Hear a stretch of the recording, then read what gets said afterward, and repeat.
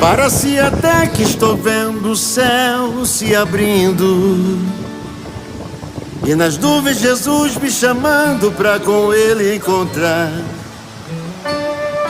Transformado eu ali subirei cantando o hino, meu abraço apertado em Jesus eu quero dar.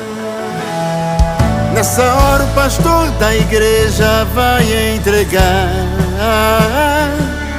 as ovelhas que aqui na terra ele pastoreou. E Jesus recebendo pra ele também vai falar: contempla esta linda cidade que você vai morar. Então numa porta bonita e dourada iremos atravessar, chegando do outro lado. Maravilha, né? Uma peça de Deus, viu? É uma maravilha, uma peça de Deus. Show.